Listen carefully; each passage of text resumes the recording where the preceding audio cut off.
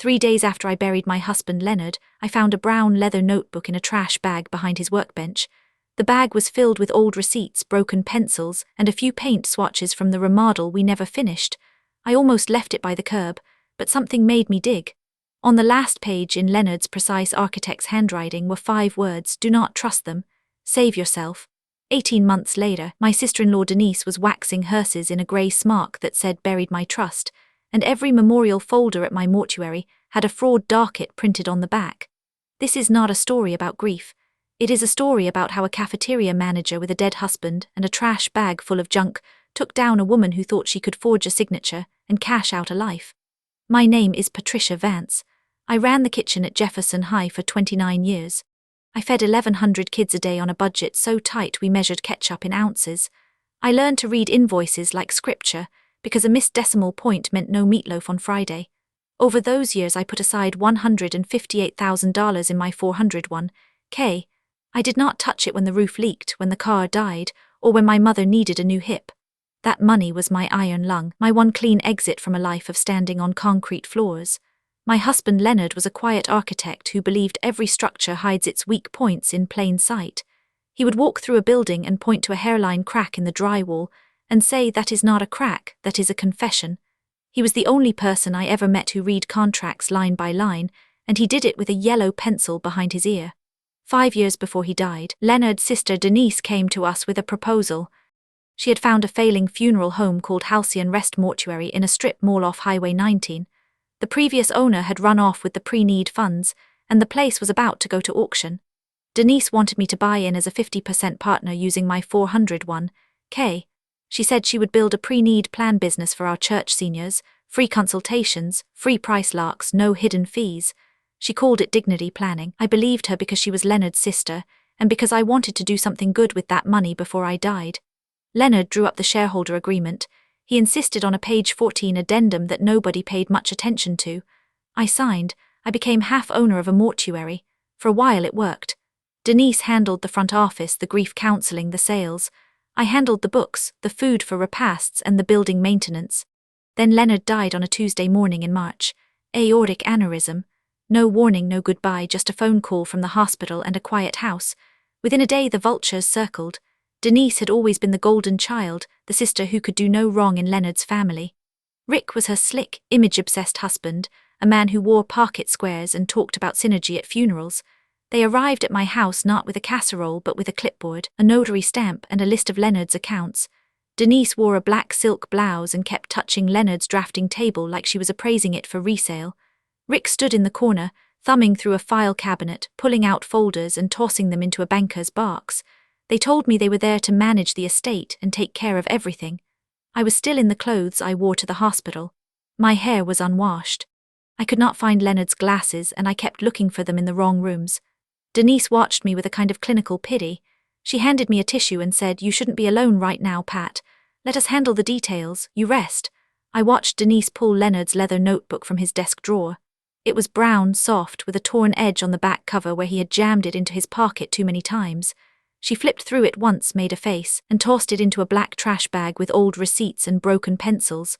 "Sentimental junk," she said. "You don't need this clutter. We'll help you downsize." She tied the bag and set it by the back door. That night after they left, I waited until the streetlights came on. I dragged the bag to the kitchen floor and cut it open with a paring knife. The notebook was warm from the trash, and the spine was cracked just the way Leonard used to fold it open. On the last page, in his neat architect's capital letters, he had written, "Do not trust them. Save yourself. Check the shareholder agreement, page 14, the handwritten addendum. The original is in the safe deposit box at First Meridian Bank, box 117. I sat on the kitchen floor and read that line until the words blurred. Leonard had known something. He had left me a breadcrumb, and his sister had just thrown it in the trash. Before I continue this story, let me know where you're watching from in the comments below. Hit like and subscribe if you believe that trust is earned in increments and lost in an instant. Now, back to what happened next. Denise and Rick did not wait for me to finish grieving. 2 days later they sat me down at their dining room table, a glass table so polished I could see my own reflection looking old and hollow. Denise slid a folder across the table. "Pat, we love you," she said, "but you can't manage Leonard's estate on your own. You're in shock. Let us help." Sign this limited power of attorney so we can handle the mortuary, pay the bills, keep things running. Rick added, it's just temporary, until you're feeling stronger. His smile was too quick, too clean. He had a new watch, a silver thing with a blue face, and he kept glancing at it. I looked at the document. It granted Denise full authority to sell, encumber, or transfer any and all interest in Halcyon Rest Mortuary. It was not limited. It was a blank check. In the fine print, it also appointed Rick as my healthcare proxy, which meant they could make medical decisions for me if I became incapacitated. I played weak. I put my hand to my forehead and said, I'm so foggy, I can't read this right now, maybe next week. I let my voice trail off. I made sure my hands trembled when I picked up the pen and then set it down. I stared at the page without focusing, the way a person does after sedation. Denise exchanged a glance with Rick. Of course, sweetie, she said, you should rest. Why don't you stay here with us for a while? We have the spare room. We can cook for you. Make sure you take your medicine. They moved me into their house that week. They took my car keys. They told me it was for my own safety. They said the mortuary was in good hands, that I should not worry about anything. I knew it was a control tactic. I also knew I could not fight them openly. I needed to see what they were hiding, so I played the foggy, compliant widow. I let them think I was too broken to notice anything. I never signed anything, but I stopped saying no out loud. I said things like, I don't remember and you decide, and my head is full of cotton. They bought it because they wanted to buy it. Grief is the best smokescreen I have ever used. They gave me a prepaid flip phone for emergencies because they said my smartphone was too complicated. They told me the bank would not talk to me without a lawyer, which was a lie. They opened my mail, sorted out the bills, and threw away everything from First Meridian Bank. They took me to a doctor who was a friend of Rick's from a golf league. The doctor prescribed me something for anxiety, a little white pill that made the edges of the room go soft.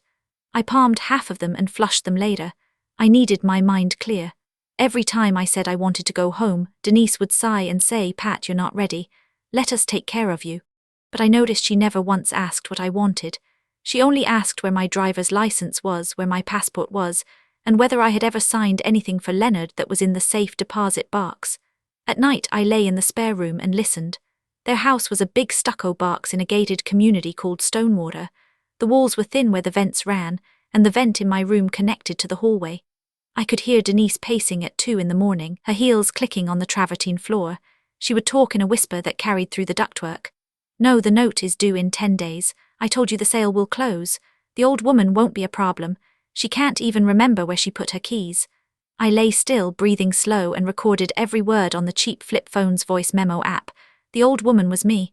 I was 54. I had run an industrial kitchen for 3 decades. I could remember the exact price of a case of green beans from 1997, but they thought I had lost my mind. I let them think it. During the day, I watched Rick spend money that did not make sense. He pulled into the driveway one afternoon in a new Lexus, silver, with a bow on the hood. He told the neighbor it was a signing bonus from a land deal. Denise ordered $7,000 of Italian tile for the guest bathroom, then paid a contractor in cash to rip out the old floor that same week. She booked a trip to Cabo for the winter. She bought a peloton, a wine fridge, and a bronze sculpture of a horse that sat in the entryway. None of this matched a funeral home that was supposedly breaking even. One morning, the espresso machine in their kitchen started leaking brown water all over the counter. It was a high-end machine, Italian, with more buttons than a cockpit. Rick stood in front of it like it was a bomb. I'll call a repairman, he said. It'll be $300 just to look at it. I said, let me take a look. I had spent 29 years fixing industrial kitchen equipment with nothing but a screwdriver, a paper clip, and a roll of plumber's tape. I pulled the machine away from the wall. I removed the housing with a Phillips head. I found the problem in 10 minutes. A solenoid valve was stuck open because of hard water scale. I used a paper clip to clear the tiny port, then I replaced a cracked O-ring from a kit I found under the sink. I put the whole thing back together and it brewed a perfect shot. Rick stared at me. I didn't know you could fix things. You learn a lot running a cafeteria, I said. A Hobart mixer has a similar solenoid. If you can fix that, you can fix anything. I washed my hands and smiled like a woman who had no idea she was being gaslit. That was the crack in their armor. They thought I was helpless. They stopped hiding things around me. They left mail on the kitchen counter. They left the office door open.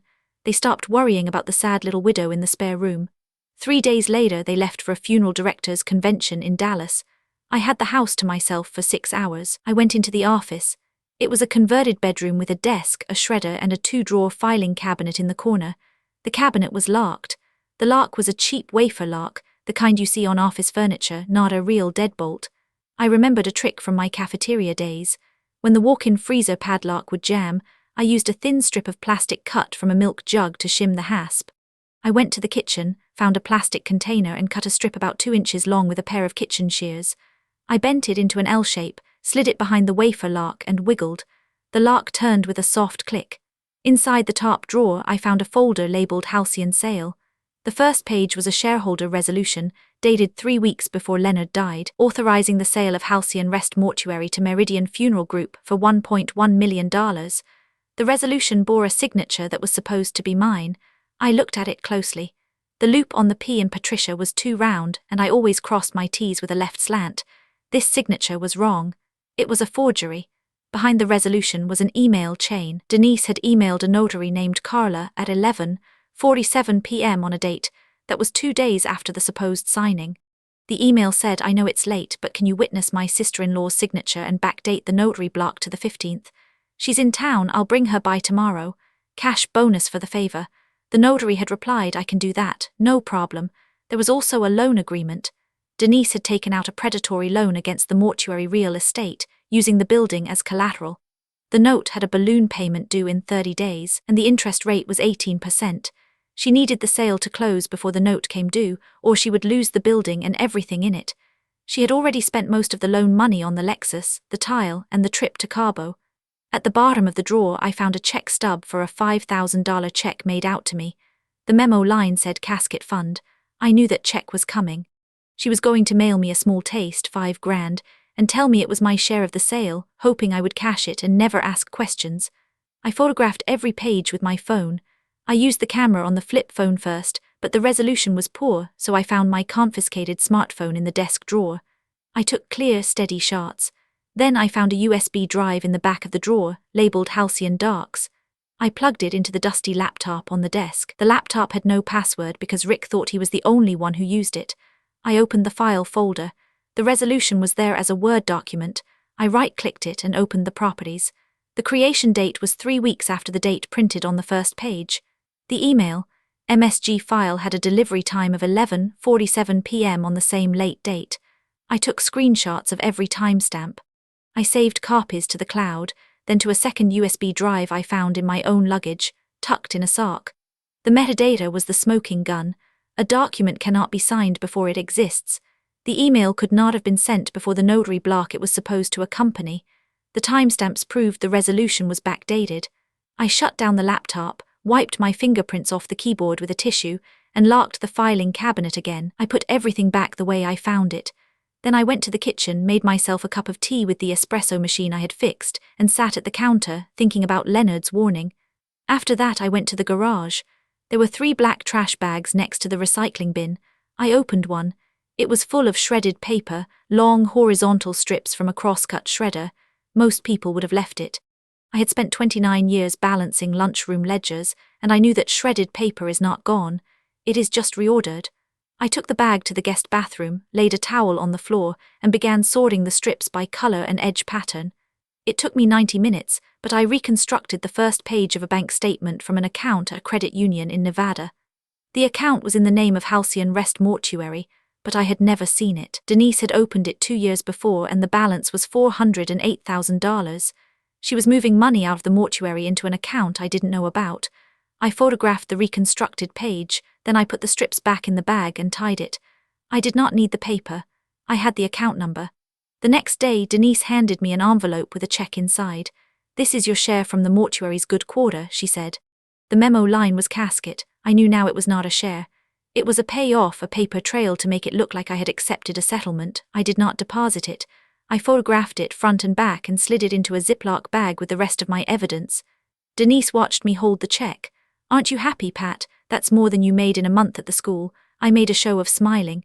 "Thank you, Denise. This will help with the funeral costs." I let her think I was grateful. Inside, I was doing math.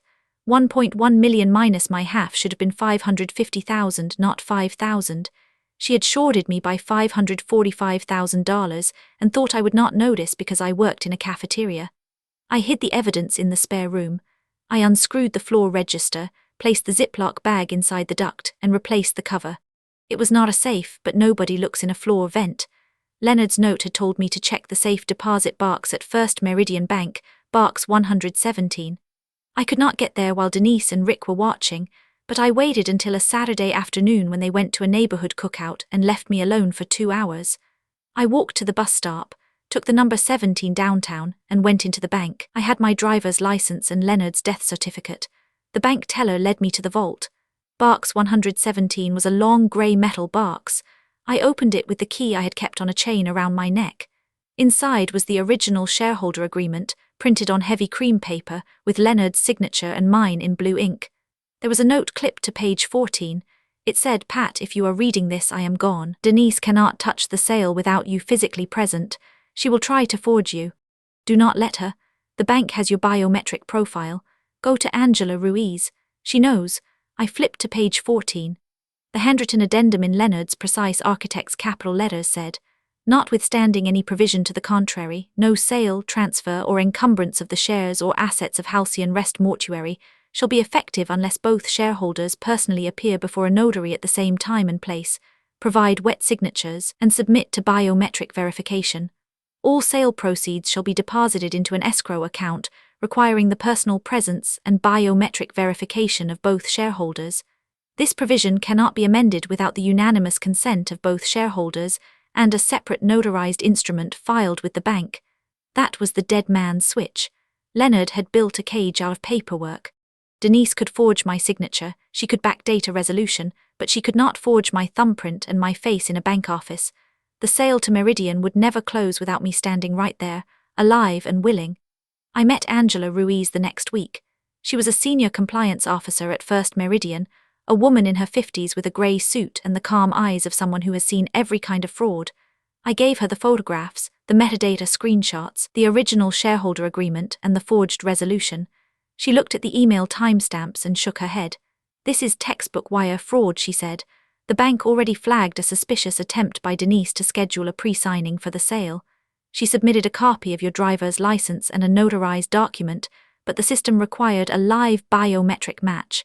When you didn't appear, the escrow froze." Angela explained that the bank had already filed a suspicious activity report, a SAR, on the attempted sale. The dual control rider on the escrow account had triggered an internal review when Denise tried to schedule a pre-signing without me. The bank's anti-money laundering software flagged the transaction because the notary's IP address resolved to a different state than the one on the document. Angela said, "We see this all the time. People think they can forge a notary stamp. They forget that every digital document leaves a trail of metadata, IP addresses, and timestamps. The email you found is the nail in the coffin." She handed me a list of what she needed: the original email file, the Word document, the forged resolution, and a notarized statement from me. I gave her everything except the original notebook, because I was not ready to let go of Leonard's handwriting. Angela told me the FBI had opened a case. She asked if I would be willing to wear a recording device and attend the final closing meeting, because Denise was desperate and would likely try to force me to sign. I said yes. I was terrified, but I said yes. That week, I found a small flesh-colored microphone and a recording device in the bottom of a tampon box Angela handed me in a coffee shop. I practiced clipping the mic to my bra strap in the bathroom mirror. I learned to speak clearly without looking at my chest. I learned to keep my hands in my lap so the wire would not rustle. Before the meeting, I needed to know how far Denise and Rick would go. I staged a medical collapse. In their kitchen on a Thursday morning, I stood up from the breakfast table, clutched my chest, and fell to the floor hard enough to bruise my hip. I made my breathing shallow. I let my eyes flutter half-closed. I lay there not moving with my face turned toward the baseboard. From the floor, I watched Denise step over my legs. Her heel came down an inch from my wrist. She did not look down. She did not say my name. She walked to the table, grabbed the folder with the power of attorney and said, "Rick, get her hand. We can press her thumb on the signature page while she's out." Rick said, "Is she okay?" Denise said, "She's fine. She's always been dramatic. We need this signed before the bank closes." I felt Rick's hand on my wrist. He lifted my arm and pressed my thumb against a piece of paper. I waited until the last second, then made a small moan and let my hand go limp. Denise said, "Forget it, she's coming to. We'll do it at the bank." They left me on the floor for another minute while they whispered in the hallway. I lay there, listening to them plan how to get me to the bank the next day. That was the moment every bit of family loyalty I had left died. I was not a person to them. I was a signature with a pulse. They had stepped over my body to get to a contract. I did not cry. I did not scream. I waited until they left the room, then I got up, went to the bathroom and threw up in the toilet. Then I washed my face and practiced my refusal line in the mirror. The next day, Denise told me we had an appointment at First Meridian Bank to sign some routine papers for Leonard's estate. She helped me into the car like I was an invalid. She buckled my seatbelt for me. Rick drove, and he kept the child locks on. I sat in the back seat with my purse in my lap, the recording device taped to my bra strap, and the original shareholder agreement folded inside a magazine in my bag. On the drive, I kept my hands folded in my lap so the microphone would not pick up the rustle of my blouse. Denise sat in the passenger seat, twisting around to smile at me. "This will be quick," she said. "You don't have to read anything. Just put your thumb on the little pad." I nodded like a child being led to a dental appointment. Rick drove 10 miles under the speed limit, checking the rearview mirror every few seconds. I knew they were terrified. I also knew the FBI was already waiting in the bank. The bank was cold and quiet. The conference room had a long mahogany table, 8 chairs, and a pitcher of water no one touched. Angela Ruiz sat at the head of the table. Beside her was a woman I did not know, a notary with a stamp. At the far end, a man in a grey suit sat with his hands folded. He looked like an accountant, but I knew he was not. He was Special Agent Marcus Webb from the FBI, and he had been watching Denise and Rick for 6 weeks. Denise slid a thick stack of papers toward me. "Just sign where the tabs are, Pat," she said. Her voice was high and tight. I looked at the first page. It was the sale authorization for Halcyon Rest Mortuary to Meridian Funeral Group for $1.1 million. My forged signature was already on the resolution attached. They wanted my wet signature and a thumbprint on the escrow release form. The escrow release form had a bright yellow sticky note that said biometric verification required. I set the pen down. I looked at Denise and said, "I am not signing away my future. You already buried my trust, that is enough." Denise's face went white. Rick stood up. "Pat, don't be stupid. This is about the business. You don't understand the numbers." "Oh, I understand the numbers," I said. 1.1 million minus my half is 550,000. You mailed me $5,000 and called it a casket fund. I understand exactly what you were trying to do. Denise grabbed my wrist. Her nails dug into my skin. She tried to press my thumb onto the biometric pad on the table. The pad lit up red, then blue. It beeped twice. "Error," it said. "Subject not recognized." Because I had not enrolled my thumbprint in the sale authorization. Denise screamed, "Put your thumb down, Pat. Just do it." I pulled back. Angela said, "Security." The door opened. 2 bank security guards and 2 federal agents walked in. Special Agent Webb stood up and said, "Denise Harley's, Richard Harley's, you are under arrest for wire fraud, forgery, identity theft, and attempted theft by deception." Denise started screaming that I was confused, that I had agreed, that she was only helping me. Rick tried to say it was a misunderstanding, that the check was a gift. The agents read them their rights. Denise kept looking at me, her eyes wild. "Pat, tell them you're confused. Tell them you don't know what you're saying." I didn't say anything. I just opened my purse, took out the original shareholder agreement and set it on the table. The page 14 addendum was highlighted in yellow. Angela picked it up and nodded. "This is the dead man's switch," she said. "You tried to bypass it. That is what triggered the fraud alert." The whole scene took less than 10 minutes. I sat there, still holding the pen I had refused to use, and watched my husband's dead man's switch close around them. The escrow freeze had already locked the $1.1 million. The FBI had the recordings from my wire, the metadata from the USB drive, and the forged resolution with the wrong loop on my P. Denise and Rick were led out in handcuffs. Rick was crying. Denise was screaming that I would regret this. I didn't regret it, not for 1 second. The investigation took 11 months. Denise and Rick were charged in federal court with wire fraud, forgery, identity theft, and exploitation of a vulnerable adult. The $5,000 check with casket in the memo line became Exhibit A. The email metadata I pulled from the USB drive proved the resolution was created after the supposed signing date. The notary, Carla, lost her commission and cooperated with prosecutors.